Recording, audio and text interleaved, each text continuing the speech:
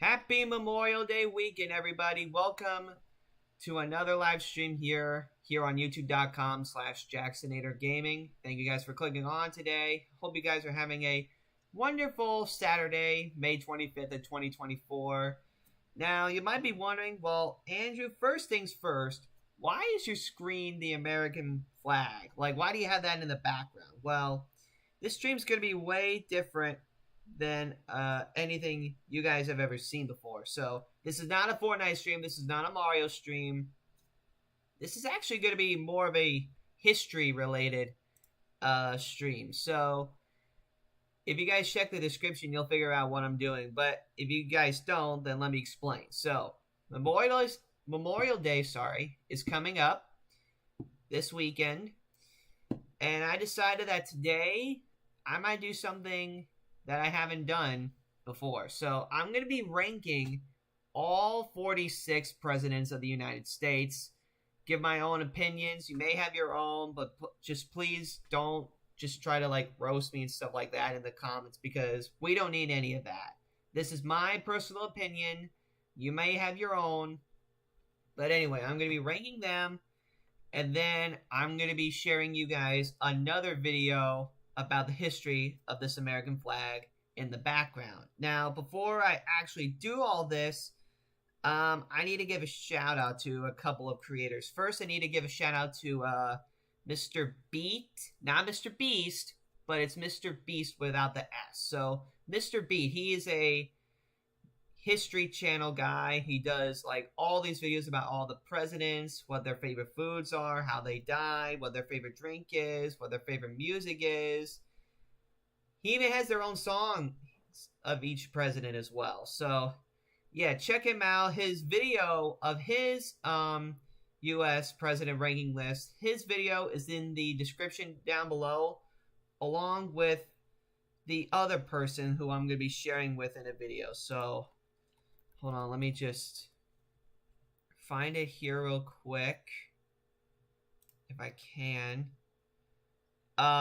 Yes. So the other person I want to give a shout out to is Vexiliographer. So he has a video about the history of the U.S. flag in paper. So we're going to be watching that in a little bit, and we're going to give you guys a little bit of a history lesson. So again, his video will also be in the description box down below as well. So no copyright, please, YouTube, please. All right, so now that we have everything ready, yep. Without further ado, let's get our ranks. So as you see on the screen right now are all 46 presidents in order. Well, there's actually 45, but that's because Grover Cleveland right here, he was president in 2 non-consecutive terms. So there's a little bit of history for you right there. So we're going to go through, we're going to rank all these guys in order. Even Biden down here. And here's my tier list. So we have number 1 at the top, like the best president of them all, like the greatest one of all time. Then we have excellent commander, like these are your type of presidents who aren't the best ones, but they're really good. Like super duper good. Like they did a bunch of stuff to help the economy. And yeah, that's what excellent commander is. Then we have good leader. These are like your, yeah, these guys were pretty good. Like they did a lot of stuff. They helped out a bit. So that's good leader. And then we have decent politicians. So it's like, I kind of like him, but I kind of don't like him. He's like right in the middle, you know? So that's decent politician. Then we have not so great. These are like, pardon me, some of the presidents that, no, they looked good at first, but then like towards the end, they just did something that didn't benefit the economy. It actually made it worse. So that's what not so great means. And then we have worse presidents, like presidents who didn't want to do a darn thing. They just wanted to get in there. They just wanted to do it for the money and stuff like that. And then we have an unsure. So this unsure pile is, or column, sorry, is where I'm going to be putting presidents that I won't be ranking in the beginning, but then after I finish all the other ones, I'll go back and then I'll make sure. Like, let's say, like, for example, John Tyler right here. Let's say I put him in unsure. I would come back at the very end and say, okay, so this is what he did. Maybe I could put him here. Or maybe he was really good. Or maybe he wasn't even the best one. I'm not sure. But he'll be going back here for now. So yeah, that's what I'm going to do when we reach the unsure area. But without further ado, let's start off with my boy George Washington. Now, let's give a little bit of a background here. So George Washington, the commander-in-chief of the Revolutionary War. I mean, what else is there to say? He was the first president. And at first, he didn't even want to run. But literally everyone in the country back then wanted him to run so badly. So he's like, you know what, fine, I'll just do my first 4 years of office, and I'll make it the best that I can. So he establishes the presidency himself. He makes his own State of the Union address to keep his power in check. And he makes it so that the president, won't be able to know everything, no matter how much of a stable genius they claim to be. My goodness, I don't know my English today. But anyway, Washington, Revolutionary War hero, literally. What else? Not sure. There were some other bills that he passed. I forgot what they were. But yeah, he was the great commander-in-chief. He respected his men. He respected the people, too. And he created the idea of a president. The idea of a president. This is his idea, an American idea. And so for that, he's going to go all the way at the top. I believe that George Washington is probably the greatest president of all time. Like, none of all these presidents down here can even come close to what he did, because he helped shape America to what it is today. Sure, all these other presidents bended it out a little bit with their own laws and acts and stuff, but he made a new government. He made a new politics system. He made democracy. He made an electoral college with all the other politicians. So yeah, that's George Washington for you. I mean, yes, you might say that he's not the best because he actually owned slaves. I get that, okay? So yeah. But yeah, he still is the best president to this day for me. I want you to comment below in the chat right now or in the comment section, who do you think is your favorite president? I'm honestly pretty curious to see. It could be William Henry Harrison. It even could be me, Andrew Jackson, right here. Heck, it could be Jimmy Carter. Or even Ulysses S. Grant over here. Or even Abraham Lincoln. Who knows? So yeah, George Washington is number one. I'm not going to put anyone else here because he's just number one overall. Alright, now we're moving on to John Adams. So, John Adams back then was a Federalist. So the Federalists wanted to give the federal government like all the power in the world, I believe, back then. And John Adams passed the Alien and Sedition Acts, which makes it harder for U.S. citizens to become citizens. Oh, I just flipped that around. It makes hard for citizens from other countries to become American citizens. I mean, what was it? You have to be living in the U.S. for like 14 years and stuff like that. And so yeah, that was like the main thing that makes John Adams not that so good. So for that, I'm just going to put... I'm not sure what else he did. Hold on. I'm going to look up some real quick here. So let me go over here. I'm going to look up what else John Adams did. Because I know what he did with the Alien Sedition Acts, but I'm not sure what else he did. Oh yeah, he was the first vice president ever. He was vice president under Washington for the first 8 years. He served in France and Holland in diplomatic roles, and he helped negotiate the Treaty of Peace after the end of the Revolutionary War. And he really focused on the French during his presidency, it says here. And what else? Oh yeah, his vice president was Thomas Jefferson, so that was pretty embarrassing too. So yeah. So John Adams did. He was really under like making sure that the French were doing okay. So, and I think he did something that went against the First Amendment of the Constitution. I'm not sure what it was, but he's not good. He's he's not bad either, I would say. So yeah, I think I'm gonna leave him in decent politician. He may go down here, but I'm just gonna leave him here for now. All right, and now we have Thomas Jefferson, who takes over after beating Adams here, because Adams is our first ever one-term president. So Thomas Jefferson takes over for 2 terms, starting in 1801. And I'm pretty sure what he did really helped the economy out. So I'm going to see here. I'm looking it up on the whitehouse.gov. I'll just leave this in the description as well if you guys want to take a look at that as well. So I'll just put it in the description after I'm done with this video. But anyway, so yeah, this is John Adams right here. Not sure where to go after. Thomas Jefferson. Here we are. Yep. He and Adams had a crazy, crazy relationship.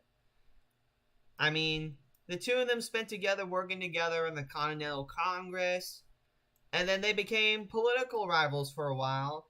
But in their later years, they once again became best friends, and then they sometimes wrote to each other on a daily basis. But they both died on the same day. Literally, July 4th, Independence Day, 1826, 50th anniversary of the country. That might blow your mind a bit. So, let's see. So, Thomas Jefferson, he assumed the presidency after the crisis in France had passed.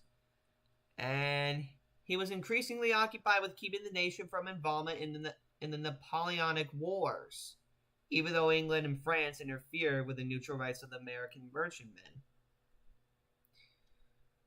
And he was part of the Democratic Republicans. He helped create that system with his good buddy, James Madison, right down here. So I'm pretty sure he did something about the whiskey stuff.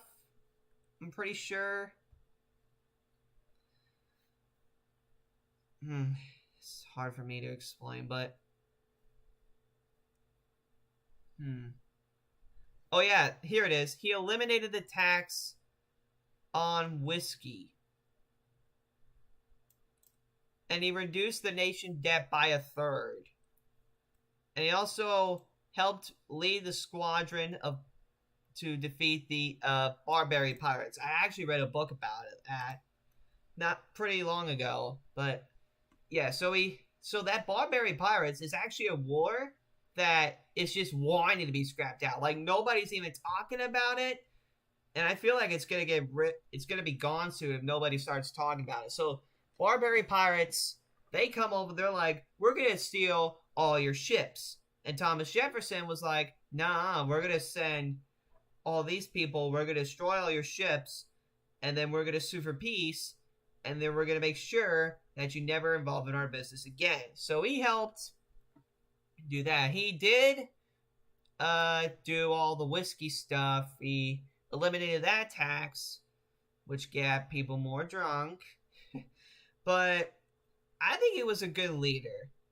I would say he's a good leader. He's not an excellent commander just because of the fact that the Barbary Pirates thing almost was forgotten completely. So I believe Thomas Jefferson was a good leader. He wasn't an excellent commander, but he was pretty good. All right. James Madison, the father of the Constitution and the shortest president of them all at 5'4". Let's take a look about him. So, he helped frame the Bill of Rights, and he enacted the first revenue legislation. Alright? And despite the unpopular Embargo Act of 1807, which Jefferson actually helped create, that's another reason why I put him in leader.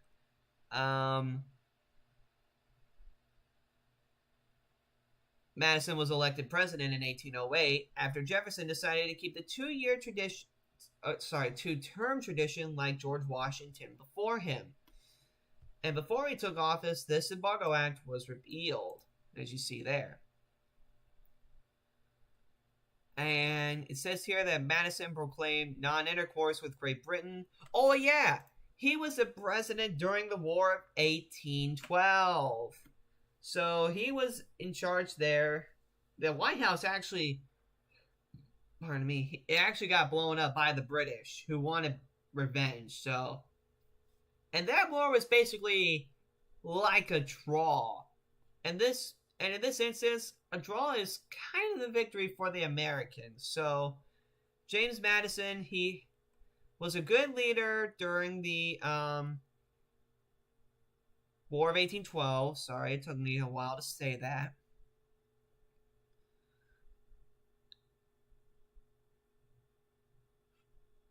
And a lot of people at first were like, James Madison, are you sure he's going to be able to do good? And so they were either struggling between him or another Democratic Republican by the name of DeWitt Clinton. And James Monroe actually won re-election, but just barely. It was this close. So yeah, James Monroe was the war leader of 1812. I'm trying to think of what else he did.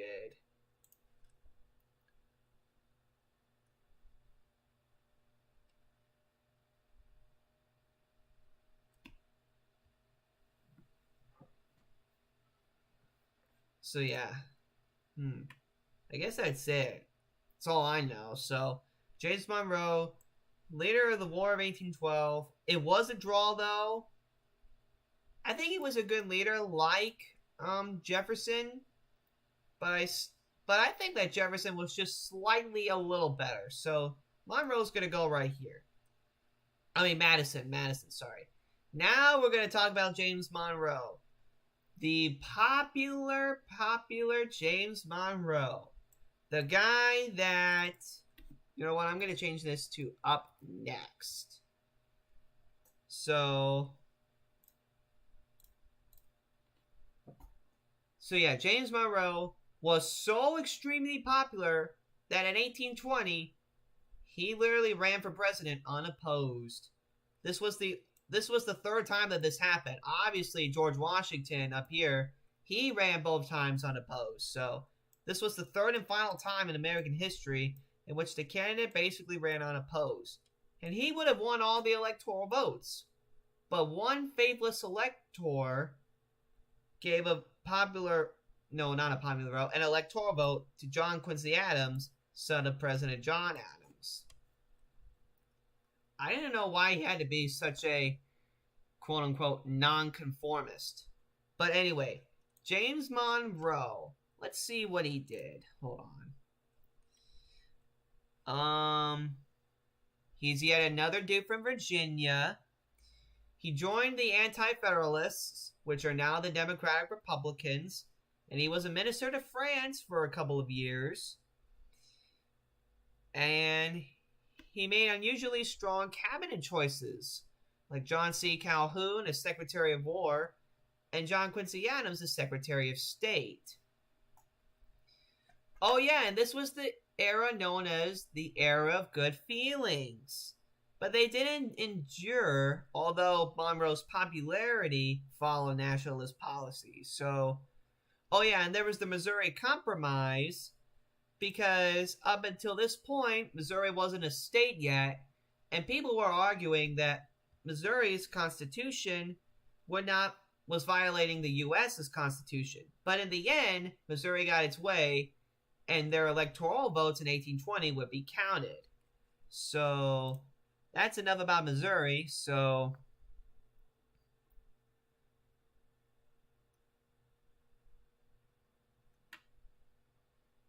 Oh, it says here that Monroe left Latin America alone, so...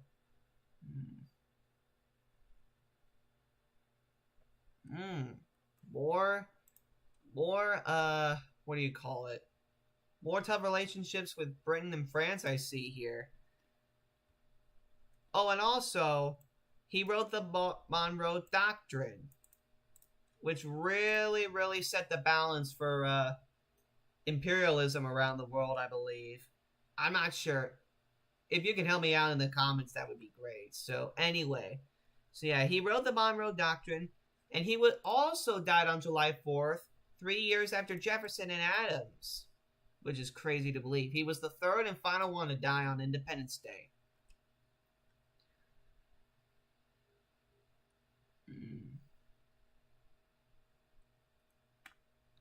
And Maine was and Missouri decided to be a slave state.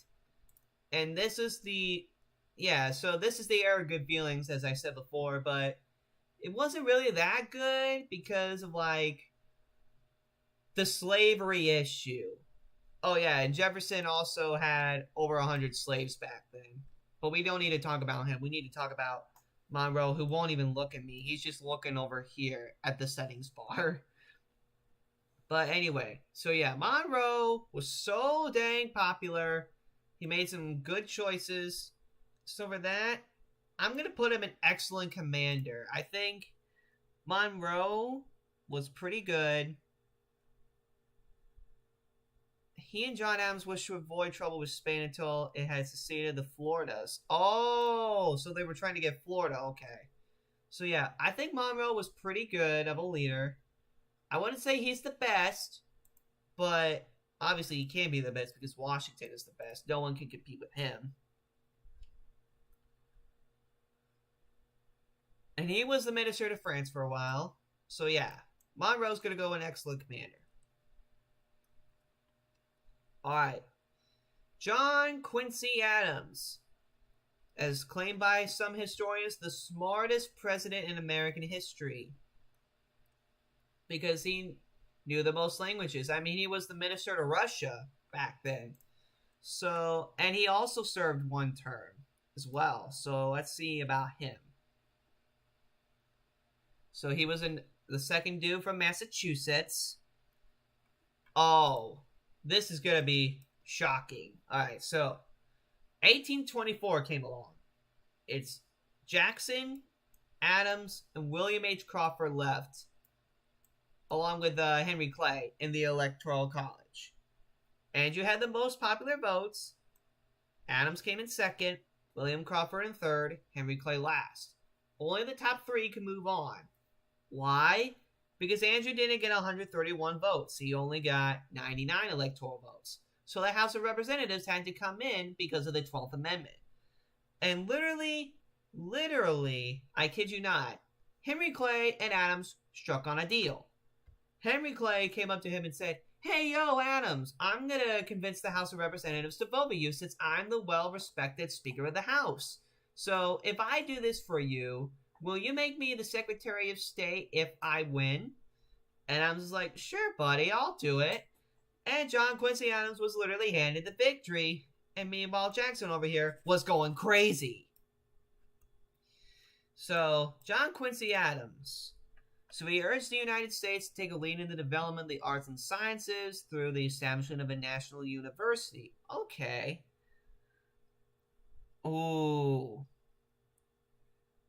And people also said that, like, Adams surrendered an American girl to the Russian Tsar while he was the minister to Russia back then. And he was gambling stuff. But in reality, it was just a chess set and a pool table that he bought. So... Oh, and he broke ground for the 185-mile C&O Canal. So let's see. Oh, yeah, and Jackson called this a corrupt bargain. And he also called Henry Clay over here, quote, the Judas of the West. So, and he was yet another New Englander as well. And he worked in Congress up until his death. And he graduated from Harvard College And then he was one of the great Secretary of States. He was considered to be the political heir to the presidency.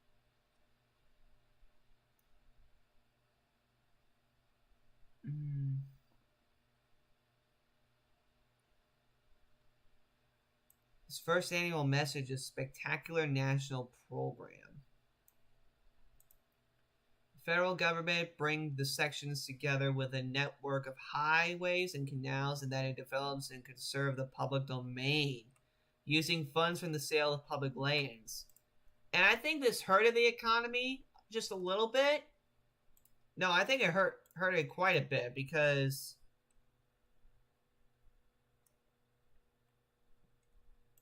the Jacksonians charged him with corruption and public blunder. And after his defeat, he returned to Massachusetts, but he went back to work in Congress. So John Quincy Adams built all these canals. There was something that he signed in 1828. So I'm gonna look up here. What bill did John Quincy Adams sign in 1828? The 1828 tariff was signed, although he realized it can weaken him politically. So that doesn't make sense. If you sign something that can hurt you politically, why sign it at all? Oh, and this is what people call the tariff of abomination. So, I mean, he's one of the smartest ones. He has the highest IQ out of all the presidents. But still, I think I'm going to have to put him in, like... He had so much potential. But he did build highways and canals, so I'm going to put him right next to his daddy here in Decent Politician. So, and I think he did just a little better than Adams. So, it's going to go from right to left. So, let's say I put Andrew Johnson up here. It's going to go, he's good, but he's better than him. So, yeah, that's how the ranking system's going to work. Alright, now it's my turn. Andrew Jackson. The Battle of New Orleans hero, former congressman and senator from Tennessee. He also had a bunch of slaves, too. He actually married his wife, Rachel, illegally, quote-unquote, because she was already married to someone else. And that person, I forgot his name, is how I'm related to Jackson, because I'm related through marriage, not by blood. But anyway, let's see what else Jackson did. So, he was in there for 2 terms. Oh, and he didn't almost, but he led the common man's cause. The dirty, average, smelly Joe. Oh, and he also tried to veto the charter of the Second Bank of the United States. And he also was the only president to pay off the national debt. Fun fact. And literally people treated him like a stinking rock star. Let's see. The bank was trying to kill me, but I will kill it. Wow. And John Calhoun was his vice president for the first term, but he was actually the president for Adams in his one term. And John Calhoun was the second of 2 vice presidents in American history to serve under 2 different presidents. The first one being George Clinton under Jefferson and Madison.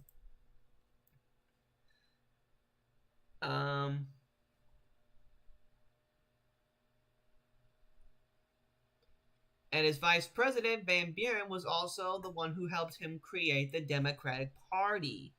Now, the Democratic Party back then was really, really different from today. But anyway. So, Jackson was a pretty good leader. But then you have the Indian Removal Act. So it pains me to say this, but I'm ranking, quote unquote, myself in not so great. I mean, he could have done better. I mean, he did pay off the national debt and stuff, but the Indian Removal Act, you gotta respect all the people. No matter if they're black, white, red, yellow, we all bleed the same red blood of an American patriot, y'all. So, all men are created equal, as Washington said, or as Jefferson wrote. So yeah, Jackson is gonna go in not so great because of the Indian Removal Act. Literally, I think hundreds of thousands, maybe a few million Indians died as they were trying to make it on the over to the Oklahoma territory. Moving on to Martin Van Buren, the 8th president. And fun fact, Jackson would be the last president up until Abraham Lincoln to be reelected. So from now on, Van Buren all the way through James Buchanan would serve one term.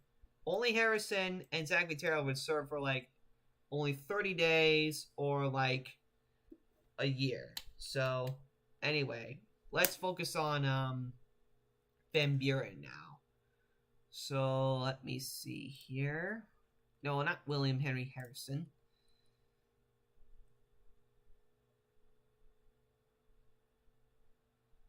He was the vice president under Andrew Jackson, obviously.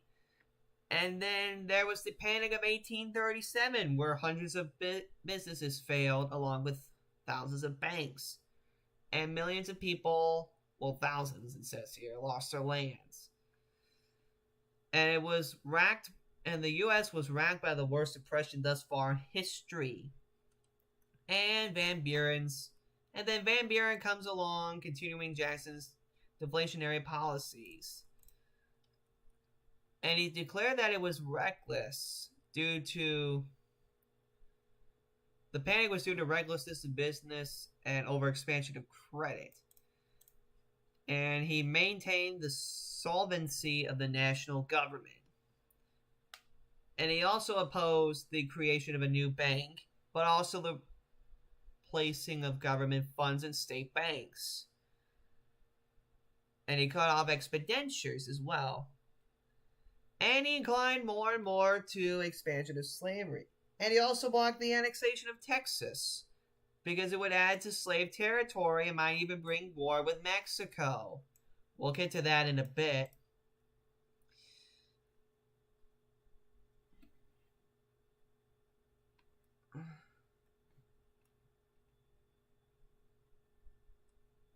And let's see.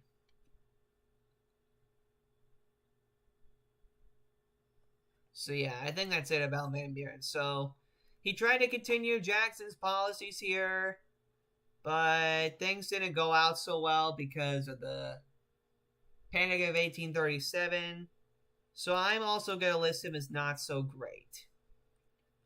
You may have your own opinions as well. So yeah, let me know in the comments who your favorite president is, but just don't try to roast me on any of this. This is my opinion. You guys have your own. I'm just sharing my own beliefs here. But anyway, moving on to William Henry Harrison. Whew, this is going to be a tricky one to do, because it's a common misconception, first off, that he died from pneumonia after giving a 2-hour speech at his inauguration while refusing to wear a jacket in chilly weather. Well, yes, he did give a 2-hour speech, and he did not wear a jacket in chilly weather, but he didn't get sick until more than a month later. And he died literally just 1 month in office, the shortest tenure for any American president. And let's see. And he was also another War of 1812 hero.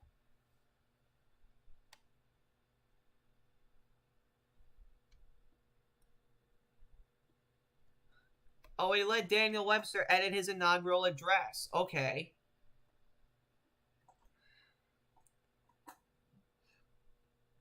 So, There's nothing really much more to say about William Henry Harrison. He could have been the best one. Maybe he could have been one of the worst. But for this reason alone, I'm just going to have to put him in the middle. Because we don't know if he was good or bad. Alright, John Tyler, the least liked president of them all. His entire cabinet resolved too, as I've heard recently. So let's take a look about John Tyler. He became the 10th president after William Henry Harrison's passing.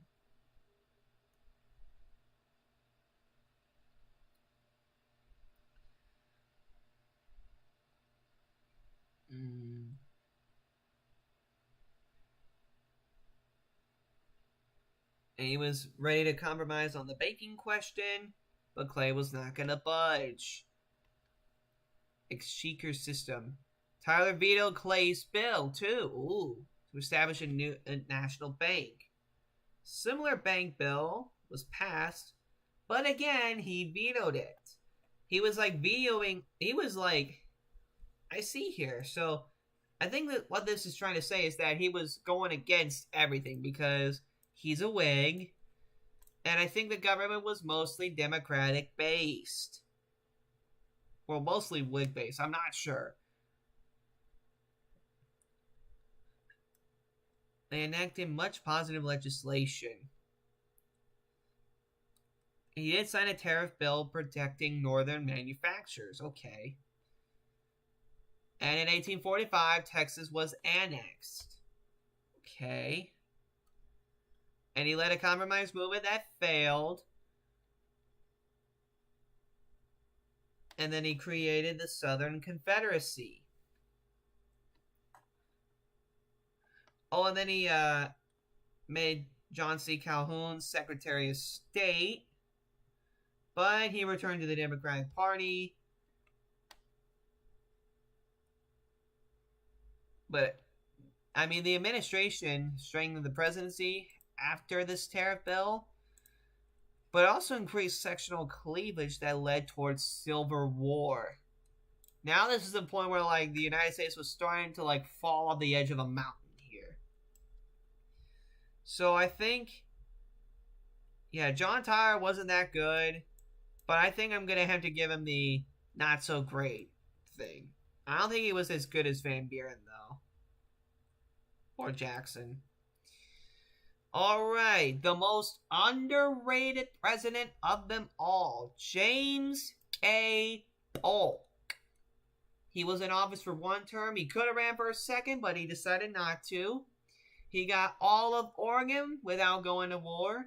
He got all of Texas by going into a war. And he literally kicked their butts off. And he was the youngest one up until that point. And he was the first dark horse candidate as well. 54-40 or fight was his slogan. And British settled for the 49th parallel and the treaty was signed. So that's how we got Oregon. And Congress declared war on Mexico, who surrendered in 1848, and they ceded New Mexico and California in return for $15 million. The U.S. literally grew 1/3 while he was in office. So James K. Polk, first dark horse, youngest one. I'd say he's a good leader because he helped get us more and more land. He acquired more and more territory. I wouldn't say he's an excellent commander because of, like, he had to go to war with Mexico. But at least we won it. But I'm going to say he's better than Jefferson and Madison. Yeah. And he would die 3 months after leaving office due to cholera, likely from drinking contaminated water as well.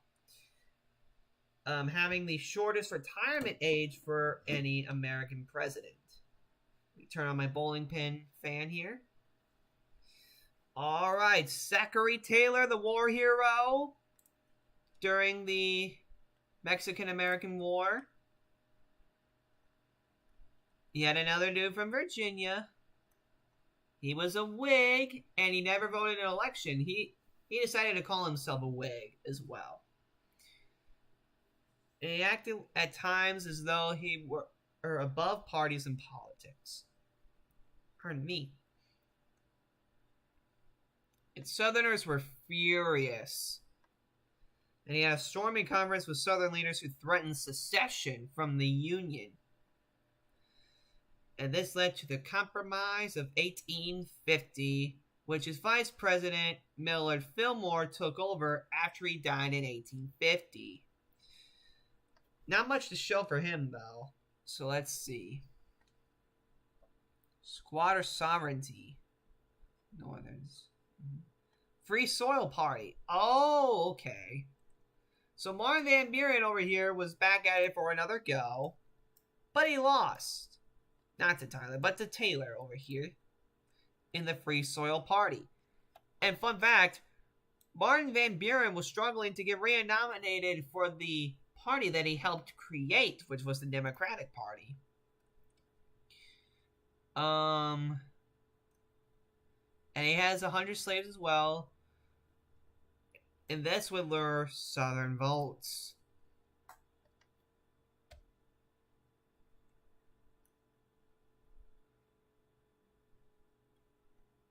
And he urged settlers in New Mexico and California to draft constitutions that apply for statehood, bypassing the territorial stage. And because of that, that led to the whole compromise. So, I wouldn't say he's the worst. I think he's better. Yeah, he's better than John Tyler. You know what? I think he's better than Martin Van Buren, too. So, yeah. I'm going to say Zachary Taylor was not so great. He was only in there for 1 year. I mean, I think he could have had a little bit more potential, but this literally made America start to, like, be half on and half off the edge. A little bit. Alright, and then he dies in 1850, which leaves Millard Fillmore in charge.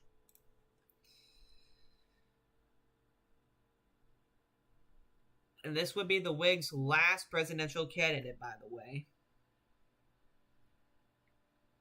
And then Taylor's cabinet resigned, and Fillmore appointed Daniel Webster to be Secretary of State. And this is when they were trying to get California as a free state.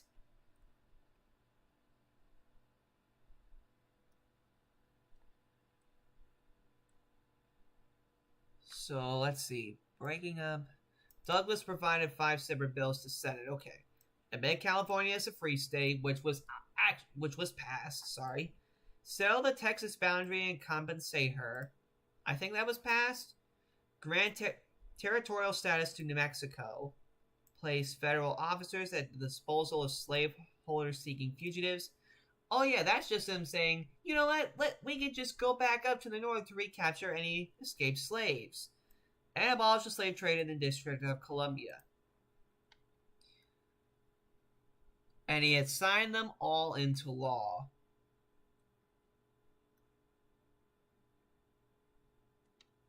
But Fillmore had signed the Fugitive Slave Act. And the Whigs remained irreconcilable, refusing to forgive him after that. And the compromise had been intended to settle the slavery controversy, and it served rather as an uneasy sectional truce. And Fillmore refused to join the Republican Party, and in 1856 accepted the nomination for the president of the Know Nothing or American Party. I think he liked to join that because he probably knew nothing less.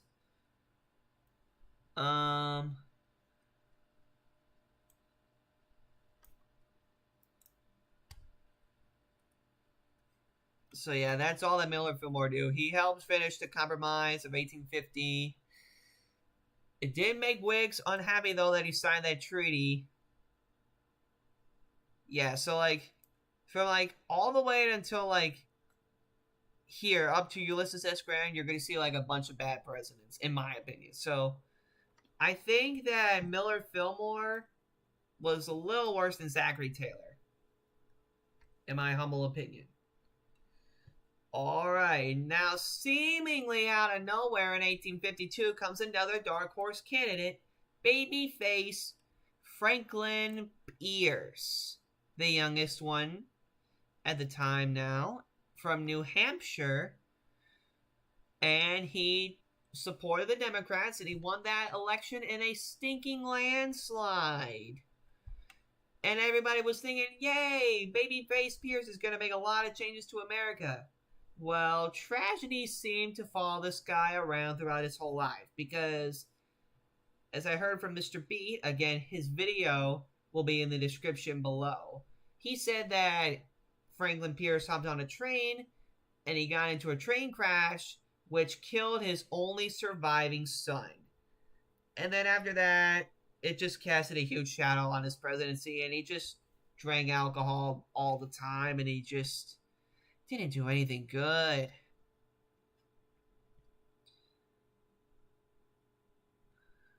Pierce can claim a peaceful condition of things in Kansas. And the Democrats refused to re-nominate him.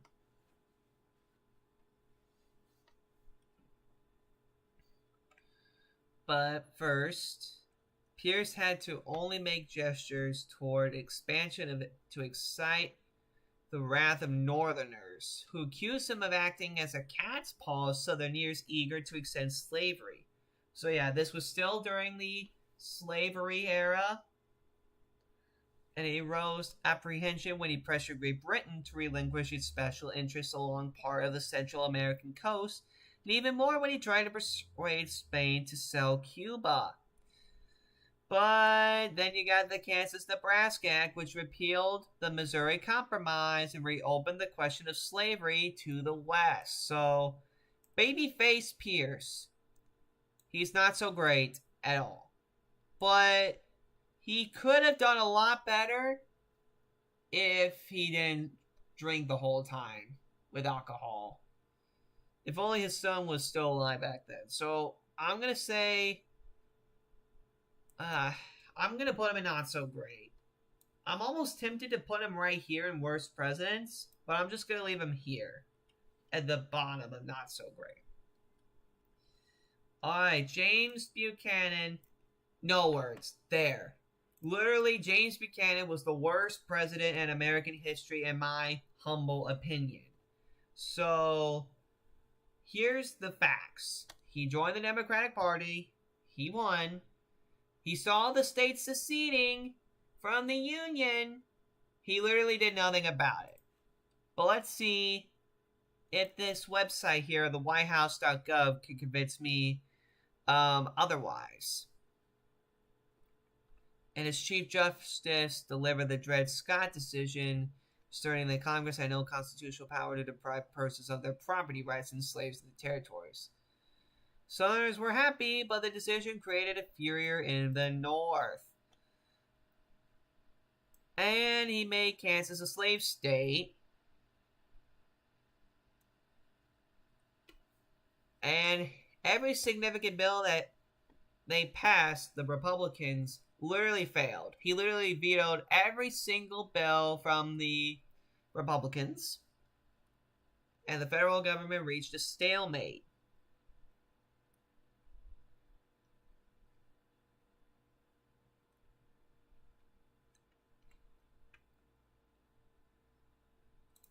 So yeah, James Buchanan is going on here. Alright, finally a great president. Abraham Lincoln. He kept the country together. He was the leader during the American Civil War, still the bloodiest war to this day. Let me put him up here. And he was a guy who was known for depression issues. I mean, he lost his son too, but he never gave up in the darkest of times. He delivered the Gettysburg Address. He ended the war. The North won. A really difficult era of Reconstruction began. He was killed by John Wilkes Booth after being reelected, like a couple weeks or months, I think. And so, therefore, he's number 2. I'm sorry, James Monroe, but Abraham Lincoln is number 2. He's the second best president of all time. But he wasn't wanting to... At first, he wanted to preserve the Union when the Civil War first started. And then, after passing the 13th Amendment, he made it more about ending slavery.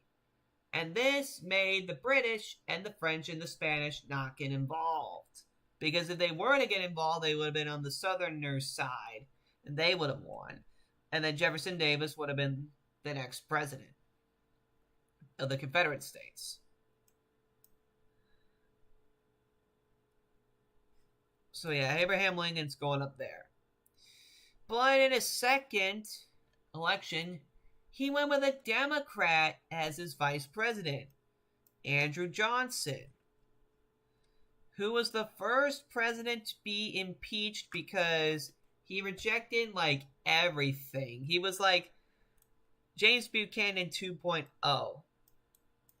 So I'm putting him in worst presidents. He was the first one impeached. He proceeded to reconstruct the former Confederate States.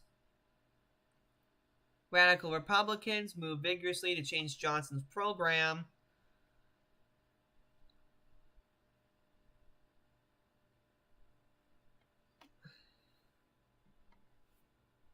Pardon me.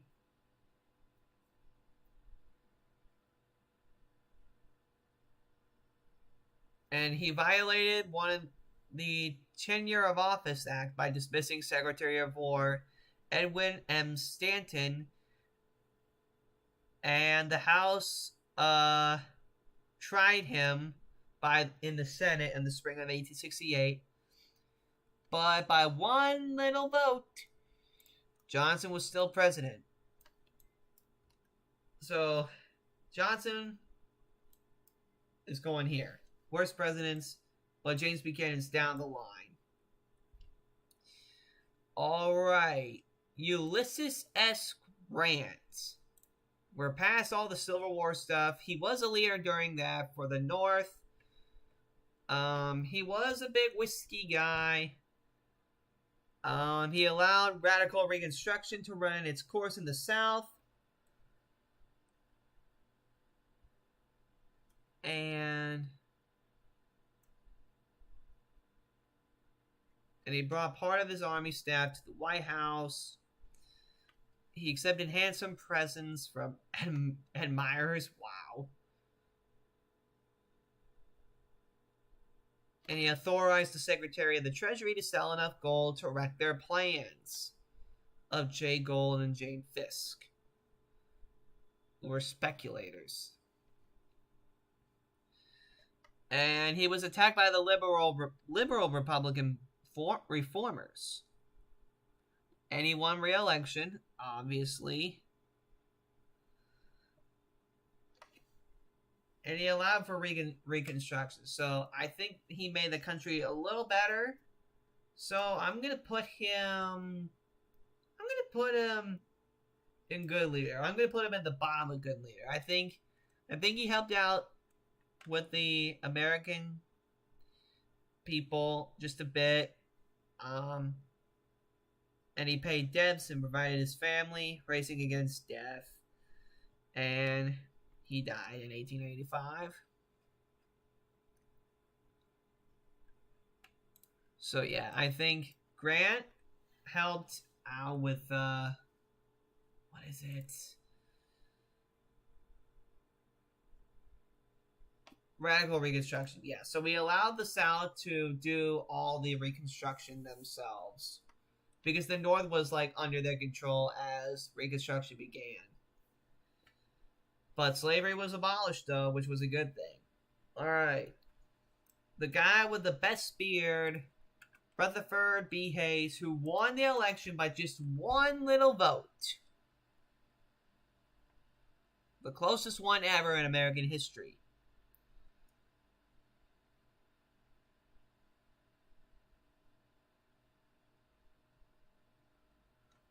And Congress established an electoral commission to decide the dispute.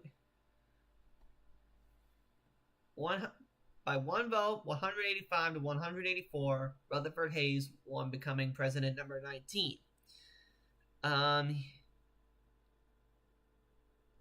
Hayes insisted that his appointment was supposed to be made on merit, not political considerations. He outraged many Republicans because one member was an ex-Confederate, and another had bolted the party as a liberal Republican. But he pledged protection of the rights of Negroes in the South, but at the same time he advocated the restoration of wise, honest, and peaceful local self-government. This meant the withdrawal of troops from the South, and he was building a new Republican Party. He disbanded post-war Reconstruction. And he would only serve one term. So that left the door wide open for other people. So I think Hayes was pretty good. I'm gonna put him in good leader. I think he was better than Grant. But I don't think he was good like Monroe. I'm not sure if he was good as Monroe though. But yeah, Rutherford B. Hayes. He helped end Reconstruction in the South. He tried to make the South happy by letting them do their own thing. Alright, up next, James A. Garfield, who was actually not expecting to get the nomination. And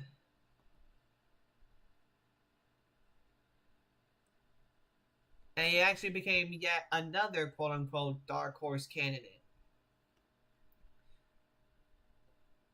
But by only 10,000 popular votes, he won against General Winfield Scott Hancock. And he strengthened the federal authority, stronghold of Senator Roscoe Conkling, who was the leader of the stalwart Republicans. And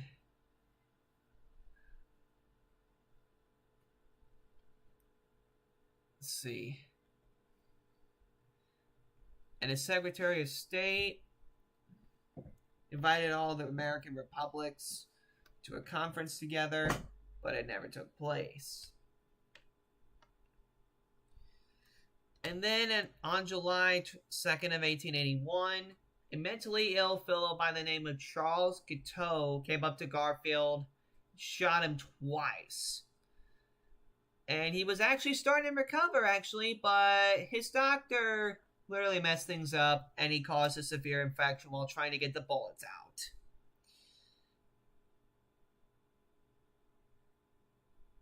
And he would die from septic shock. But yeah, as you see here, he strengthened federal authority over the New York Customs House. And I think he helped out a lot. So I'm gonna put James A. Garfield. I'm gonna put him above Jefferson. I don't think he was as good as Polk though. Yeah, James A. Garfield goes to good leader.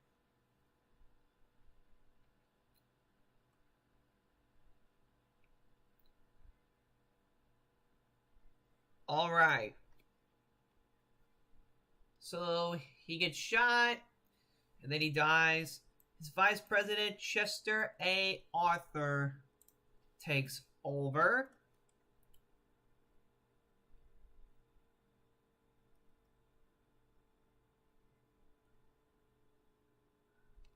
In 1883, Congress passed the Pendleton Act, which established a bipartisan Civil Service Commission. He tried to lower tariff rates so the government would not be embarrassed by annual surpluses of revenue, which is good. But then he signed the Tariff Act of 1883.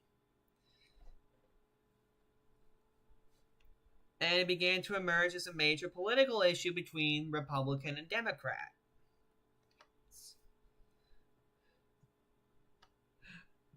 Pardon me. And they enacted the first federal immigration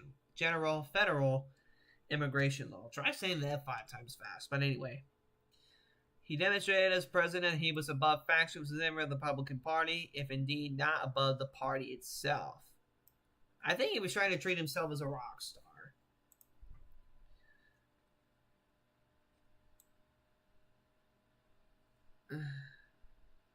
And he was suffering from a fatal kidney disease, and he didn't know if he would make it another term.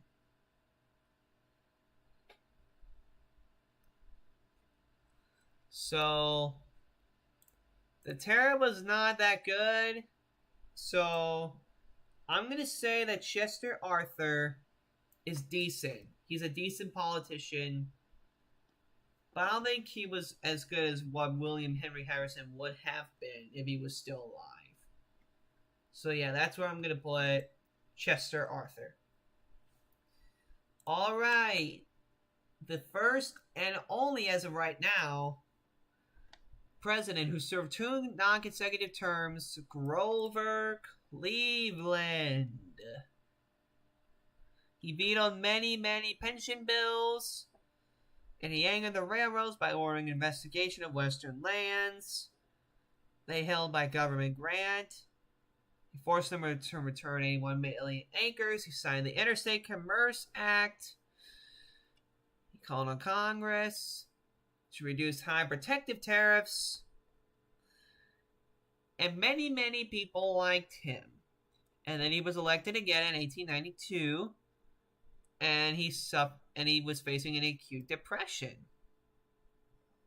He dealt with the treasury crisis rather than business failures, farm mortgage foreclosures, and unemployment. He obtained repeal of the mildly inflationary Sherman Silver Purchase Act with the aid of Wall Street, maintained the Treasury's gold reserve. Okay. And his blunt treatment of the railroad strikers stirred the pride of many Americans. So everybody liked him. Now you gotta remember back then, the Democrats were different. So he was a different type of Democrat back then. So I would say that Grover Cleveland is another good leader. I think. Hold on. Oh yeah, and he vetoed more bills than most. So I'm actually gonna put him an excellent commander, but behind Monroe here.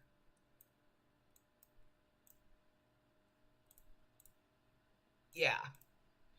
Alright, and then Benjamin Harrison beats him narrowly in 1888, becoming the first grandson president, and his grandfather was William Henry Harrison. He tried to make the tariffs more acceptable by writing in reciprocity. I can't say that word. Reciprocity provisions. And it was removed from imported raw sugar. Sugar growers within the United States were given 2 cents a pound bounty on their production. And the treasury surplus had evaporated and prosperity seemed to about disappear as well. So basically, he was doing pretty much the opposite as Grover Cleveland up here. And I think it hurt the economy just a little bit. So for that reason, I'm just going to put him in decent politician. But I think I'm going to put him above his grandfather. Because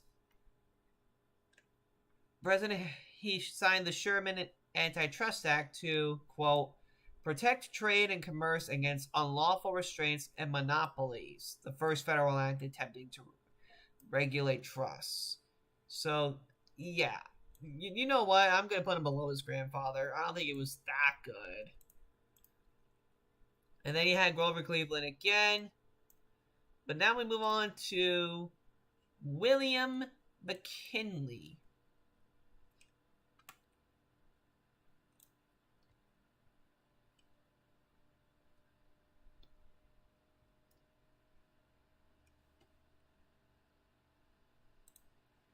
Yeah, I saw like there's 2 Grover Cleveland links, so. Wow, Niles, Ohio. That's crazy. He became the leading Republican tariff, and the Depression of 1893 had almost run its course. And it was almost over, and he called Congress into special session to enact the highest tariff in history. Whoa. Okay. Let's see.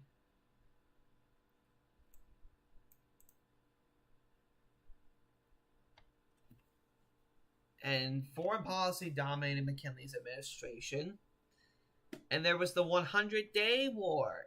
And the United States destroyed the Spanish fleet outside Santiago Harbor in Cuba, seized the Manila in the Philippines, and occupied Puerto Rico. And we still have Puerto Rico to this day. And he was reelected, of course.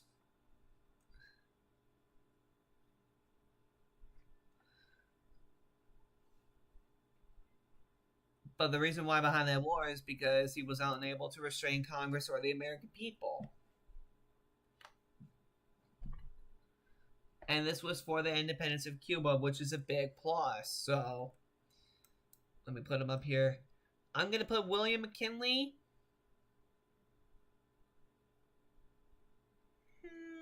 Let's see. Good leader. I was almost going to put him in excellent commander, but I think good leader right at the top is where he fits. And yeah, his second term came to a dramatic end because another guy by the name of Leon Czolgosz shot him twice in the stomach, and he died from gangrene. Just please don't look up what that is. You just did, didn't you? Whatever.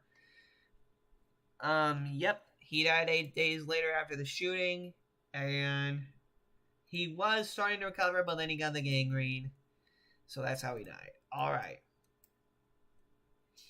And his vice president at the time was Theodore Roosevelt.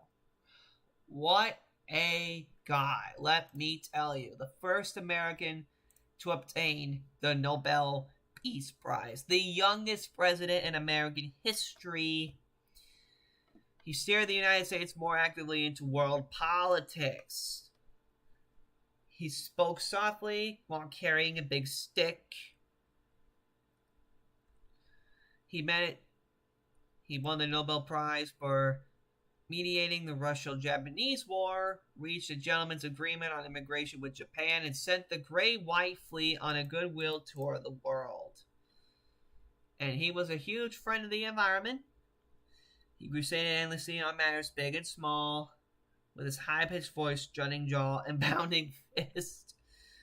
He held the ideal that the government should be the great arbiter, I don't know how you say it, of the conflicting economic forces in the nation.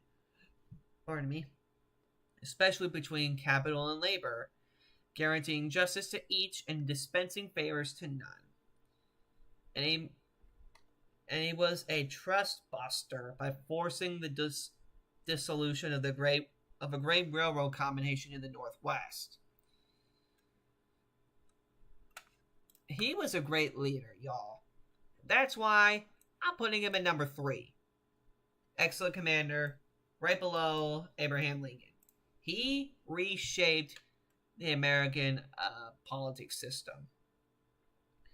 He also ensured the construction of the Panama Canal.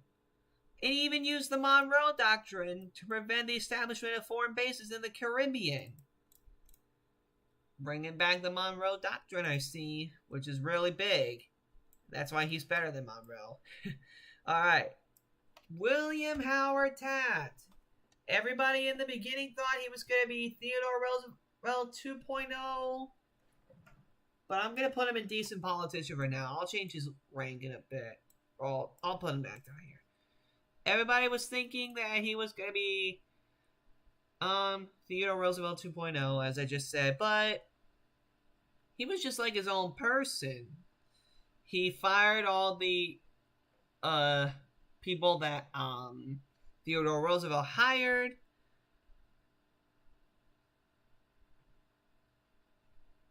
And he was pretty conservative at the time, which therefore made Roosevelt abandon the Republicans and make the Bull Moose Party, aka the Progressive Party. My goodness.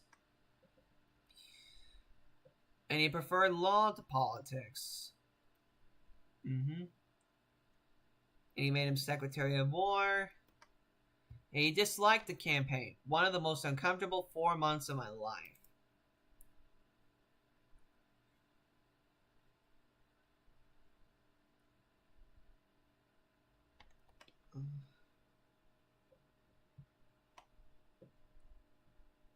He did not believe in the stretching of presidential powers. Ought more often to have admitted the legal way of reaching the same ends. He alienated many liberals, who later formed the Progressive Party, by defending the Payne-Aldrich Act, which unexpectedly continued high tariff rates. And he had to call it more taxes. Wait, what? Anyway, he further antagonized progressives by upholding his Secretary of the Interior, accused of failing to carry out Roosevelt's conservation policies.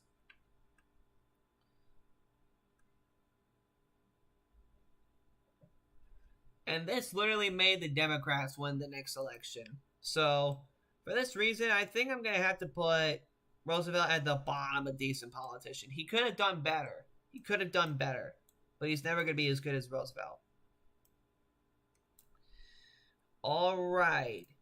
Woodrow Wilson. With his Vice President Thomas Marshall. He maneuvered through Congress 3 major pieces of legislation: lower tariff, Underwood Act, and it attached to the measure was a graduated federal income tax. And then the passage of the Federal Reserve Act provided the nation with more elastic money supply and badly needed. Antitrust legislation established a Federal Trade Commission in 1914 to prohibit unfair business practices. And then another burst of legislation in 1916. And literally the slogan, "He kept us out of war," made Wilson win re-election. But he had to give in and he asked Congress to declare war on Germany in World War I in 1917.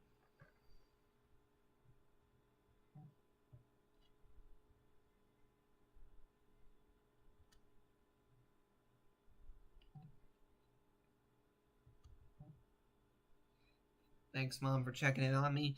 Anyway, yep. He tried to build the League of Nations, and he asked, "Dare we reject it and break the heart of the world?" But then everybody was shifting back to the Republicans, and they're like, yeah, I think Wilson was a little bit of a mistake. So he tried to balance things out, but he didn't do it the way that I thought he would do it. So I'm going to say not as good as Van Buren was better than him, but he was not so great. All right, moving on to Warren Harding. 2.5 years of him.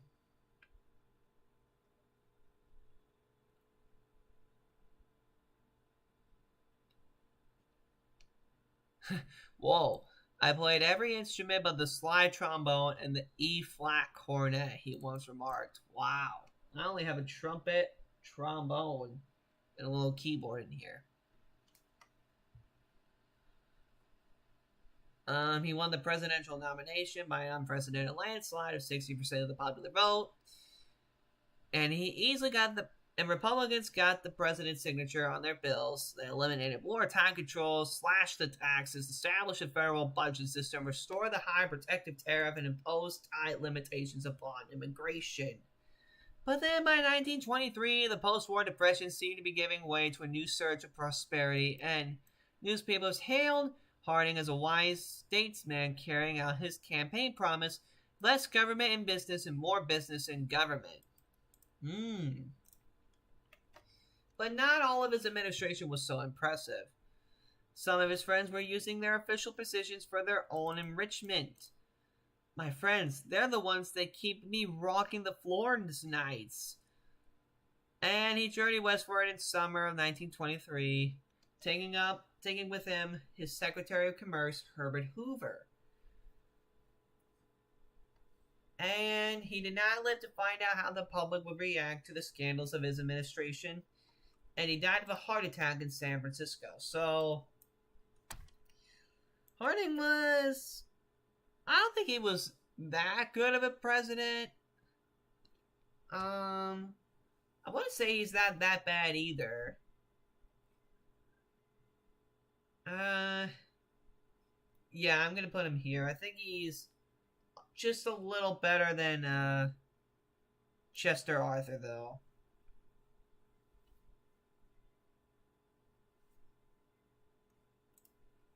Alright, who is up next? Calvin Coolidge, the vice president under Harding after he died in 1923.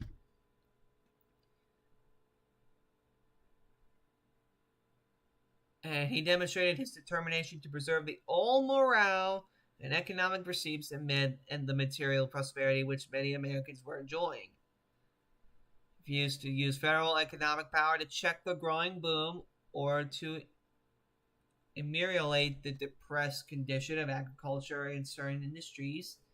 His first message called for isolation in foreign policy and for tax cuts, economy, and limited aid to farmers. And he really got popular, y'all.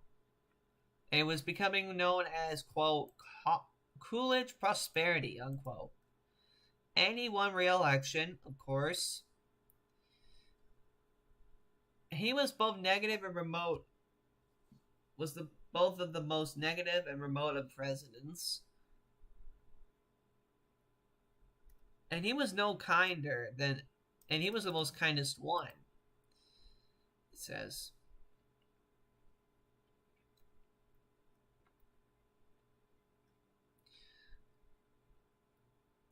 And he said, and he wrote on pieces of paper and handed them out to every single photographer and news reporter there, saying, quote, I do not choose to run for president in 1928, unquote. So yeah, Calvin Coolidge helped rebuild Warren Harding's administration. So for that, I'm going to say he's a good leader. Not as good as Polk, though. Wait, mate, really? I was always thinking he was an excellent commander there. And he became popular. Yeah, I think I'm going to have to put him at the bottom of excellent commander, though. Like, right next to Grover Cleveland. So, yeah. He did become popular. He helped preserve the old morale. And refused to use federal economic power to check the growing boom or to ameliorate the depressed condition of agriculture in certain industries. Alright, now we come to Herbert Hoover with his, quote, return to normalcy.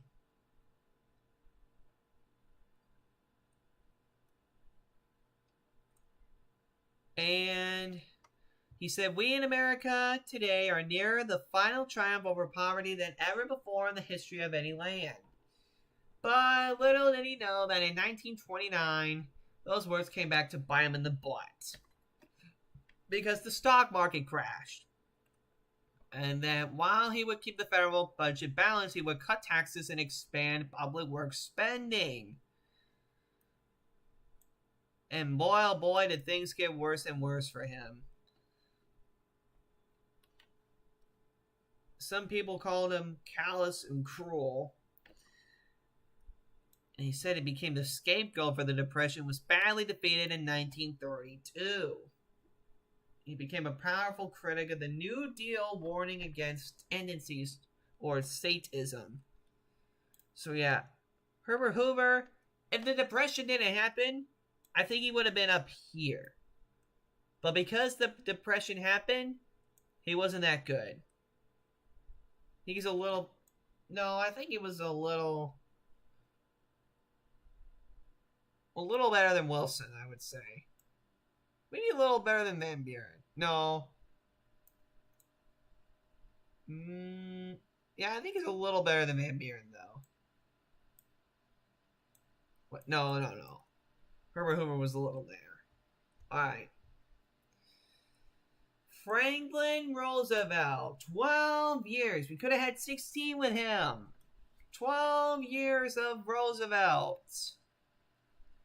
Being the fifth cousin of Theodore Roosevelt. He helped,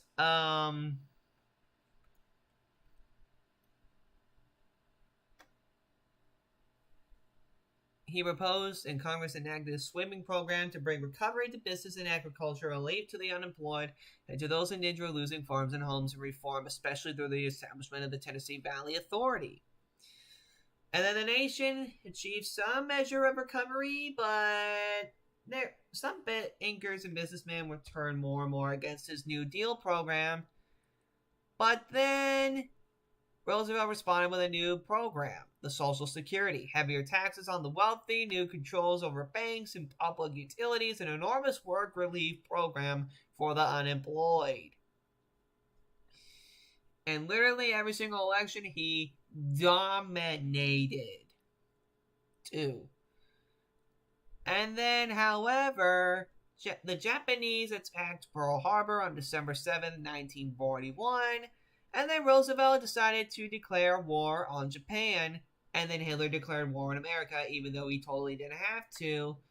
And then we ended up winning World War II, and then we established the New World Deal.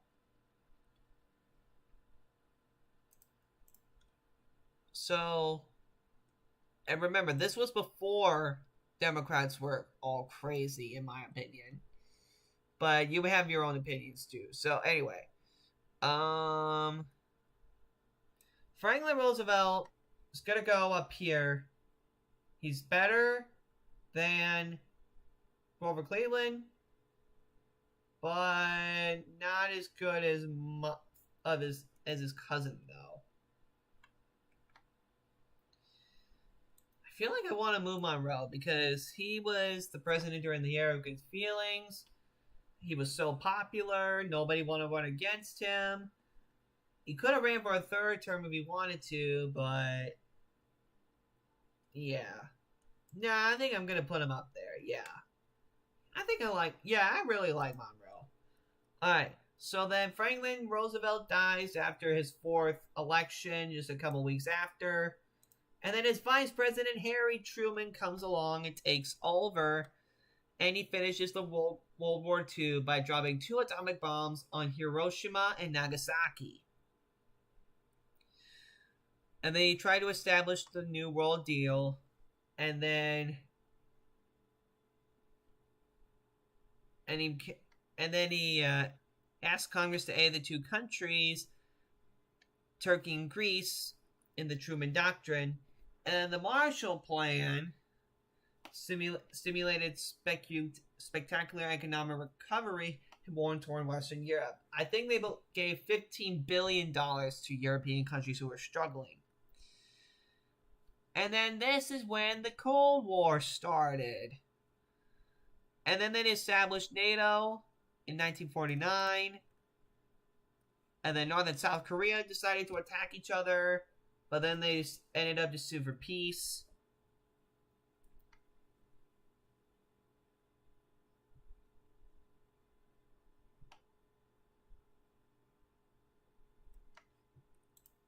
So, Harry Truman, there you are.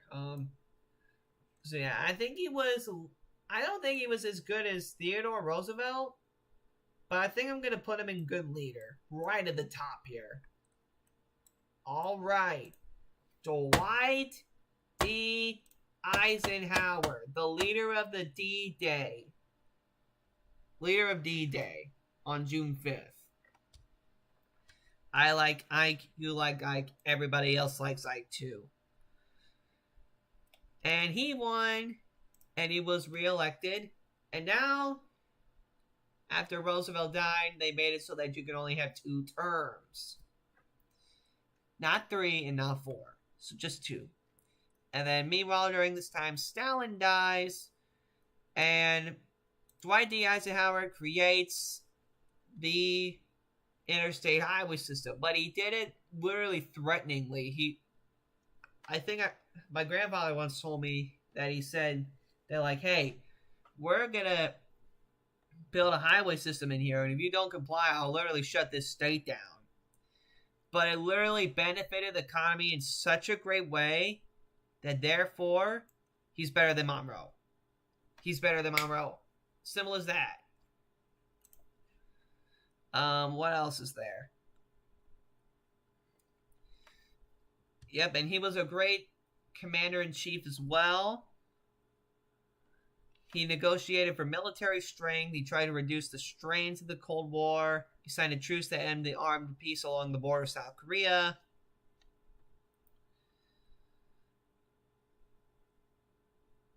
And then he suffered a heart attack in Denver, Colorado. And then he recovered. And then he was reelected. And he emphasized a balanced budget. There must be no second-class citizens in this country, he wrote.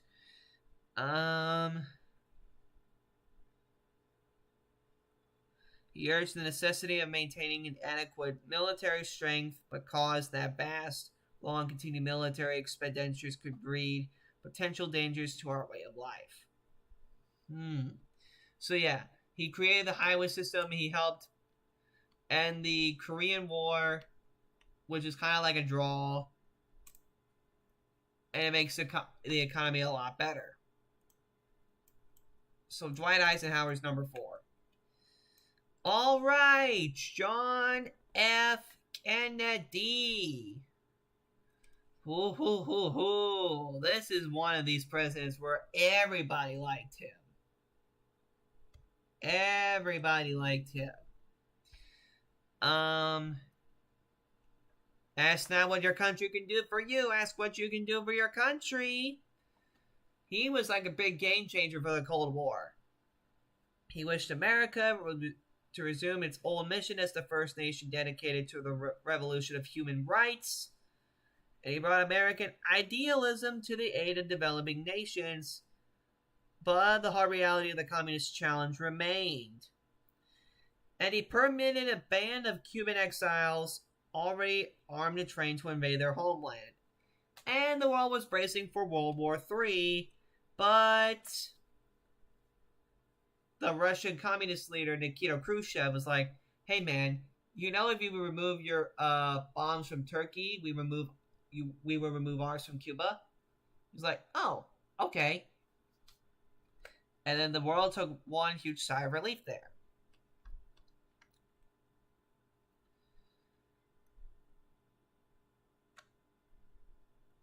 Oh, and this started the whole space race stuff, which I absolutely love. And we won it because we went to the moon first.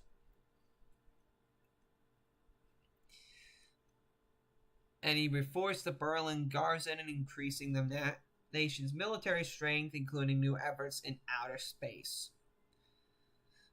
And in Moscow, after the erection of the Berlin Wall, relaxes pressure in Central Europe. So yeah, John Kennedy was a great president.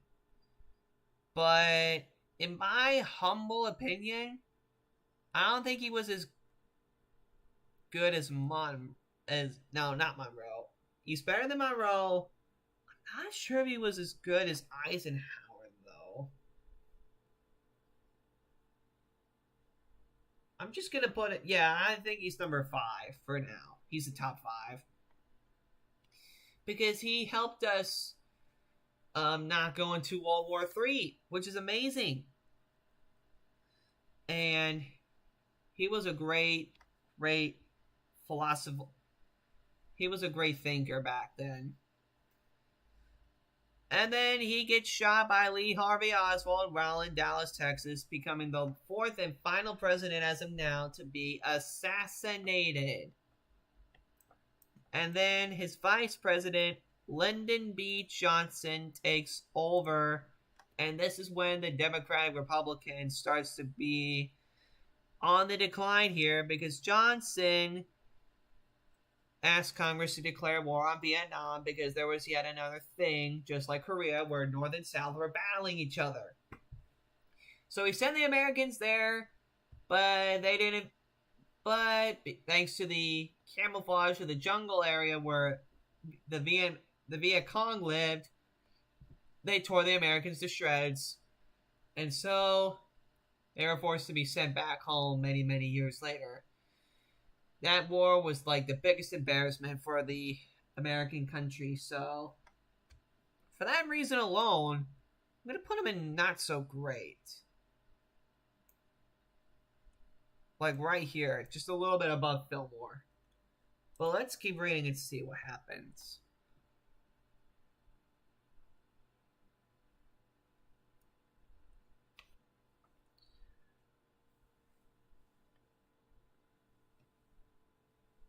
Oh, wait, hold on. He's a little better. He's a little better than this. I'm putting him a decent politician. I think I'm going to put him in the front of decent politician, because we thank him for signing the Civil Rights Act of 1964. 1964 was a crazy year. Lots of things happened. New Civil Rights Bill and its axe cut. Yep. To build a great society, a place where the meaning of man's life matches the marvels of man's labor. And this was during the time where racism was huge. Yep, started back in 1912, and then it continued throughout 1964, then it stopped. And then in 2017, like 2016, 2017, through up until today, it's still continuing. Not as bad as 1912, but holy cow. Still going on? Man. Alright, now we're coming towards the end here. Wow. We got Richard M. Nixon. This is one of those presidents where he started out good, but then he was like, we find out that he was being a naughty boy. So, and he was the vice president of Eisenhower.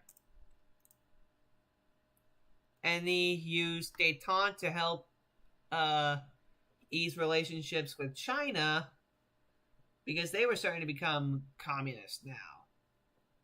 So, yeah.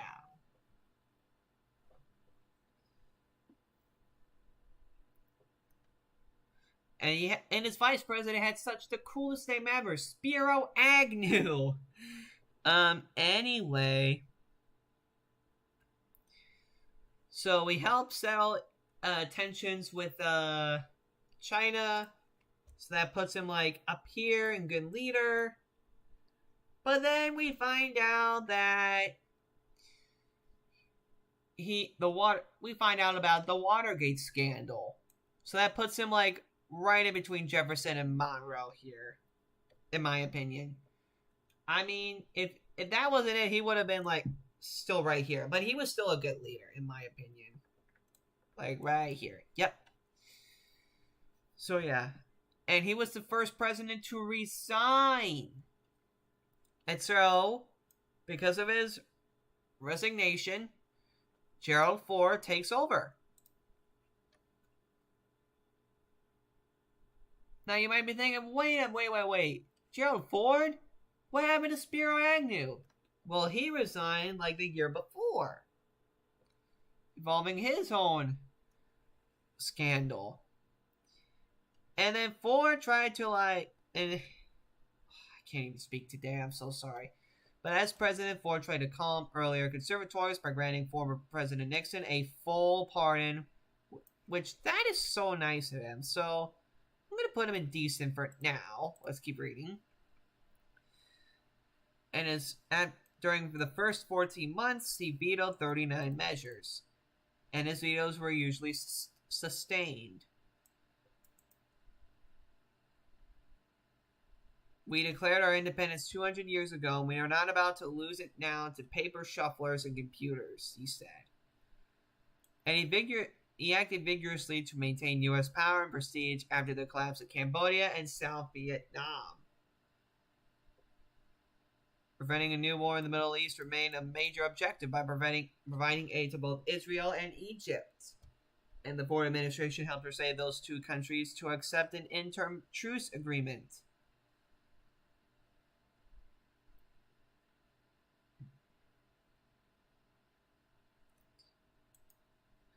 So, Gerald Ford, where is he? There he is. So, he tried to make things a little better, but I think he's okay. I'm just gonna put him in between John Adams and John Quincy Adams here. I think he's pretty right around there.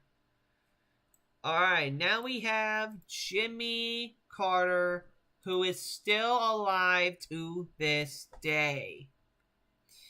He was in office for one term. He worked hard to combat the continuing economic woes and inflation and unemployment.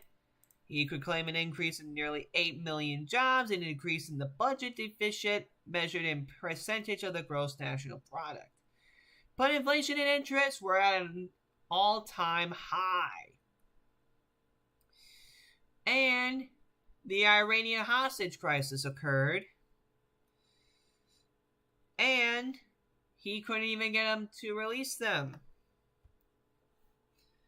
And he set his own style. Yada yada yada.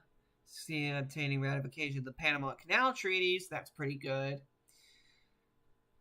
He tried to help relations with China and completed negotiations of the SALT II nuclear limitation treaty of the Soviet Union, which is huge for us. So I think I'm going to put him right around there. No, right here. Yeah. Indecent politician. Right there. He was pretty good. And then Iran finally released the 52 American hostages on the day that Carter left office. And that's when Ronald Reagan comes in. And he was the game changer for the Cold War. Oh my goodness. Tear down this wall, he said. And he almost became the 5th person to be assassinated while in office, but survived a gunshot wounds back in 1981. And he was a big movie star back then. And he obtained legislation to stimulate economic growth, yada yada yada. But his big movements in office were for the Soviet Union, to get rid of that. He sought to achieve peace through strength. He increased defense spending by 35%, but sought to improve relations with the Soviet Union.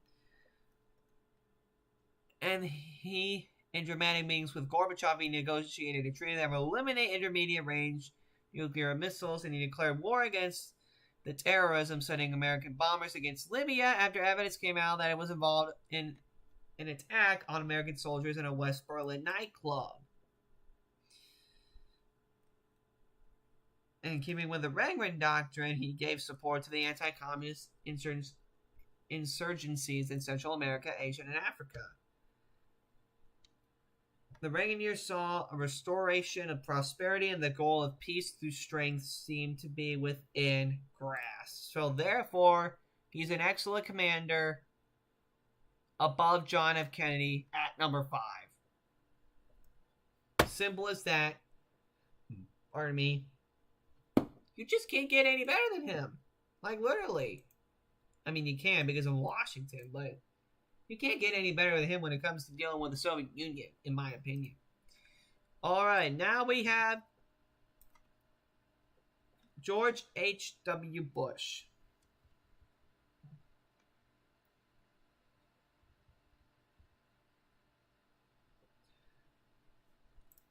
So yeah, now we have George H.W. Bush, who led in the Gulf War, and everybody liked him. But there was one huge setback. Just try to read my lips here. No new taxes. I mean, he tried, but the House was mostly Democrat, so he had to give in. Yep, and he sent troops into Panama to overthrow the corrupt regime of General Manuel Noriega, who was threatening the security of the canal and the Americans living there. And he was vowing to free Kuwait, and he rallied the United Nations. The U.S. people in Congress sent 425,000 troops. And they were joined by 118,000 troops from allied nations. And the 100-hour land battle, dubbed Desert Storm, routed Iraq's billion-man army. And Bush was unable to withstand discontent at home from a faltering economy, rising violence in inner cities, and continued high deficit spending. And that's why he lost to Bill Clinton, who is up next. So I'm going to put George H.W. Bush right here above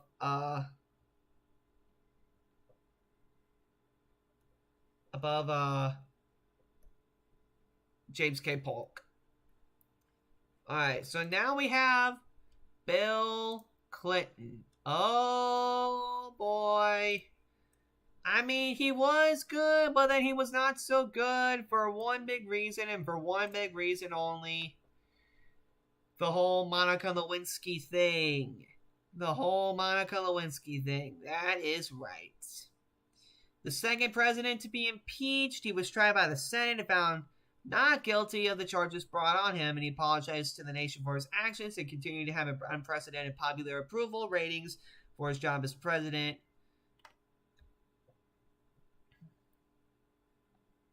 And the Republicans won both houses of Congress in 1994.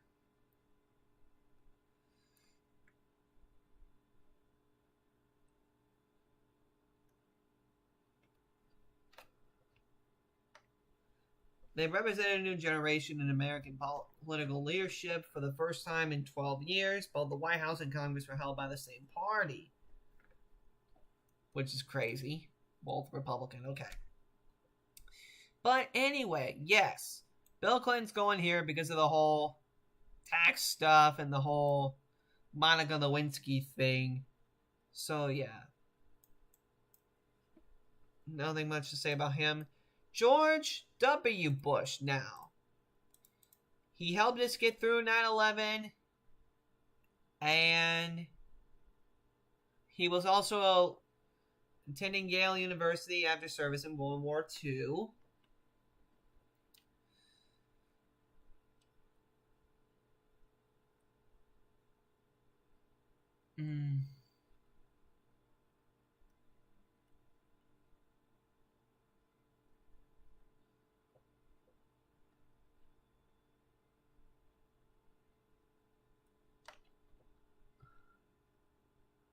Yeah, but then some people started accusing him for being a scapegoat of the hurricane that came through, and his popularity got worse. So he's not as good as his dad was, but he wasn't that bad either. So I'm just gonna put him above John Quincy Adams. So I think he was really good because he helped us get through 9/11.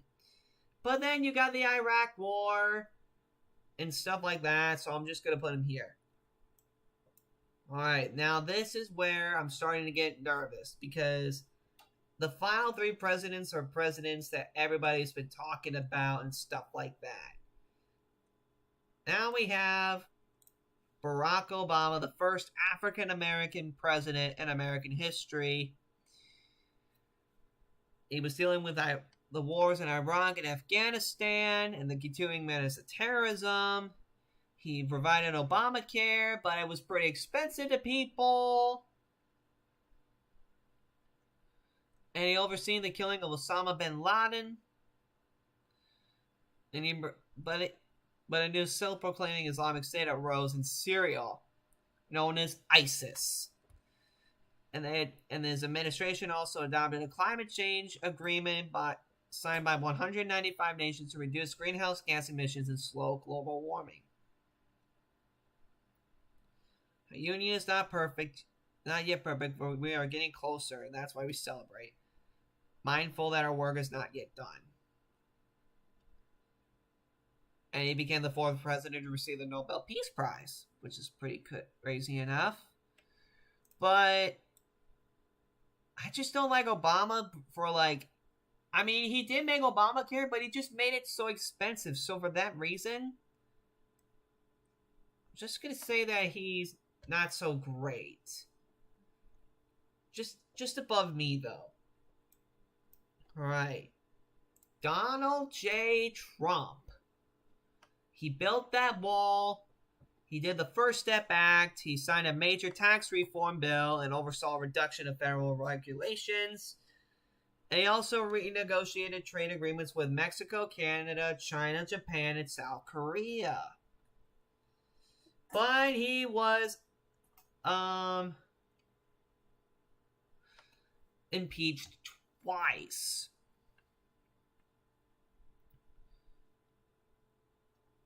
And by the time Trump left office, more than 400,000 Americans had died from COVID.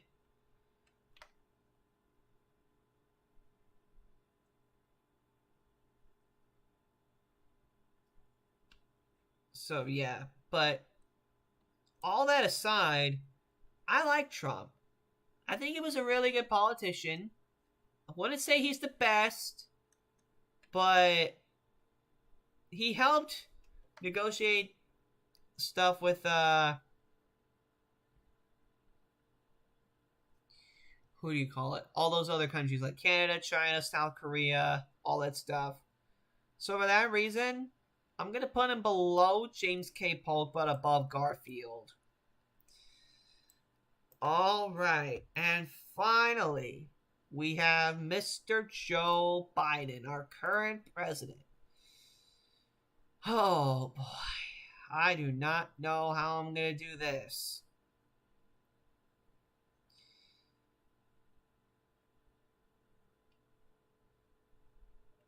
So, Biden right now, there's not that much information about him. So, I don't think he's that good either.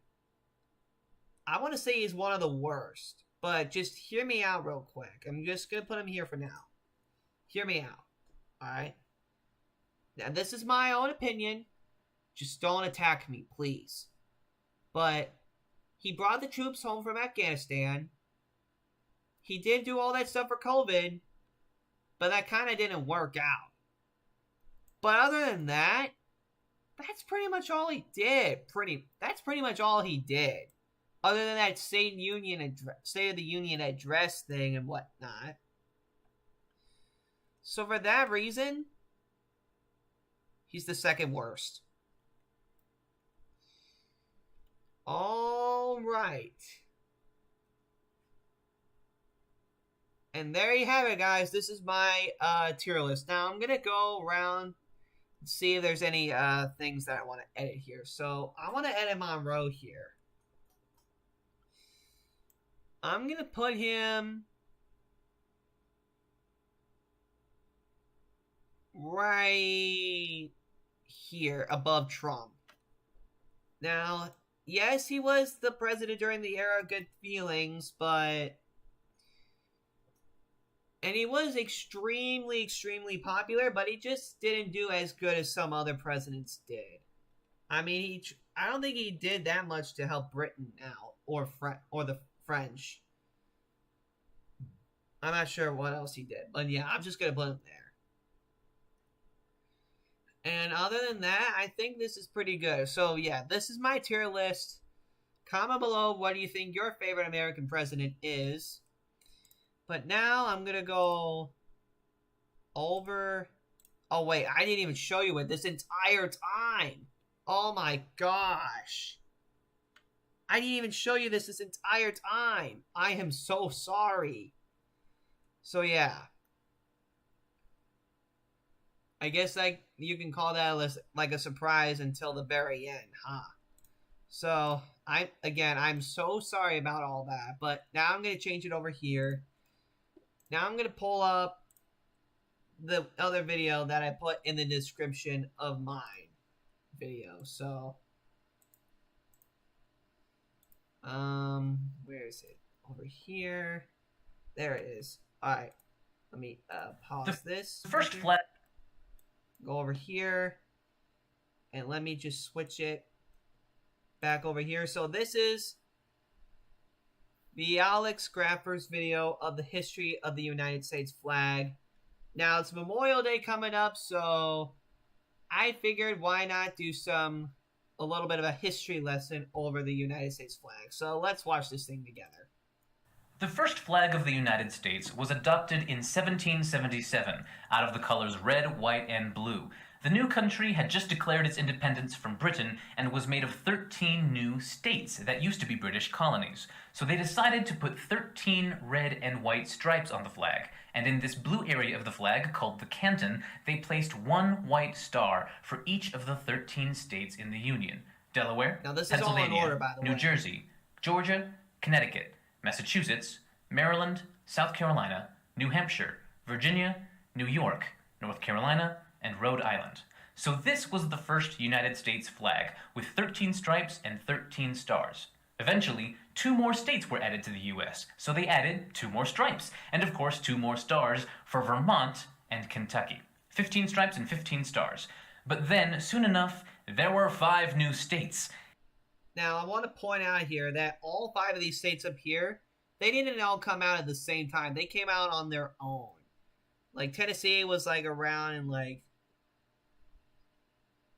during the time that Andrew was born, so... Well, Andrew Jackson. Or when he was, in his adulthood. But anyway, yeah. All 5 of these states did not come out in the same time as the others. So, just want to point that out real quick. And people started to realize that if they kept adding more stripes, those stripes were going to get ridiculously skinny. So in 1818, the United States passed a new Flag Act. Here, let me go back to it. I'm going to read it. Chapter 34, an act to establish the flag of the United States. Being enacted by the State and House of Representatives of the United States of America and Congress assembled, that from after the 4th day of July next, the flag of the United States be 13 horizontal stripes, alternate red and white, that the Union be 20 stars, white in a blue field. Section 2. And be it further enacted that on the admission of every new state into the Union, 1 star be added to the union of the flag, and that such addition shall take effect on the 4th day of July, then next succeeding such admission.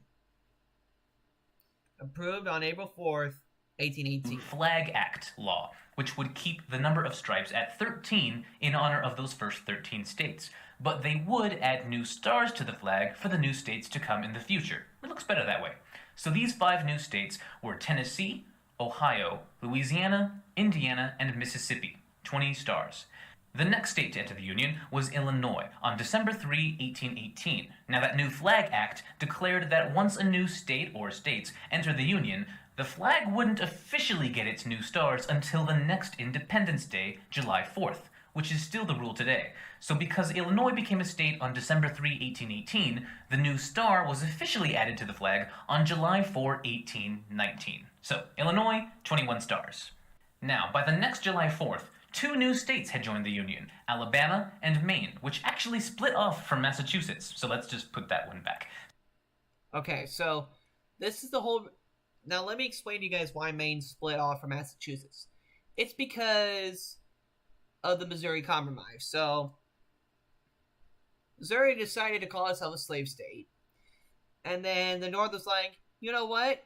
Allow us to introduce to you the new state on the scene, Maine, to make it even. And then you can't have any slaves above this year line. So that's why Maine split off from Massachusetts. So yeah, Alabama and Maine joined in the same 1-year period. So because of the Flag Act's July 4 rule, the flag jumped from 21 stars straight to 23 stars in 1820. And now it gets a little boring for a bit. Missouri, 24 stars. Arkansas, 25 stars. Michigan, 26 stars. Florida, 27 stars. Texas, 28 stars. Iowa, 29 stars. Just keep stealing that land. Wisconsin, 30 stars. California, 31 stars. Kill some more people. Minnesota, 32 stars. Oregon, 33 stars. Kansas, 34 stars. And now we're in the Civil War. Of course, the United States kept all the stars, even for those states that were trying to leave the Union. During the war, a Hold on one bunch of all second. the stars, even for those So you see all these faded stars here. So Delaware, Pennsylvania, New Jersey, Georgia here. So like pretty much the south part of the country, right? Because you got like Texas, you got Texas, Louisiana, Mississippi, South Carolina, North Carolina. South Carolina was the first one to go. And then you have Alabama, Georgia, Florida, Tennessee, I believe, was in there. And then, what was the last one? Virginia, yes. There we go. So those 10 states were trying to leave the Union, as you see here. So let's see. 1, 2, 3, 4, 5, 6, 7, 8, 9, 10, 11. Oh, there was an 11th one. I didn't know there was an 11th one. I think the 11th one was Missouri, I'm pretty sure. states that were trying to leave the Union. But during the war, a bunch of the western counties of Virginia wanted to stay part of the USA. So in 1863, Congress let them split from Virginia and become the brand new state of West Virginia. And now the flag had 35 stars. Later on, Nevada became a state, 36 stars. Nebraska, 37 stars. Colorado, 38 stars. Then in 1889 and 1890, between two July 4s, there were 5 new states: North Dakota, South Dakota, Montana, Washington, and Idaho. So from 38 stars, the flag jumped straight to 43 stars. Then with Wyoming, we got 44 stars. Utah, 45 stars. Oklahoma, 46 stars. Then in 1912, there were 2 new states, New Mexico and Arizona, 48 stars. This was also the first time that a specific star pattern was made official by the US government. Before this, people were just making up lots of different star arrangements this whole time. And as you see here on the bottom left here, the one with the stars in a circle, this was the first original United States flag. Anyway, the number of stars stayed at 48 for quite a while until 1959 when Alaska became a state, giving the flag 49 stars. And later that summer, Hawaii became the 50th state, giving us that 50-star flag that we still have today. And that is the evolution of the United States flag so far. Maybe there will be 51 stars on this thing someday. Who knows? And that's that video for you right there. And once again, I am so incredibly sorry for not showing you the list. I did not realize that this screen was covering it up this entire time, but haven't been streaming on here in a while, so I really do apologize. So yeah, this is my tier list. Comment below your favorite president. And on that note, I'm going to end the stream there. So guys, thank you all so much for watching this video. I hope you learned something interesting about these presidents here and about the flag. So I hope you guys have a wonderful Memorial Day weekend. God bless America. And if you enjoyed this video, make sure you hit that like button. Please subscribe to the channel if you are new around here. And without further ado, I will see you guys next time.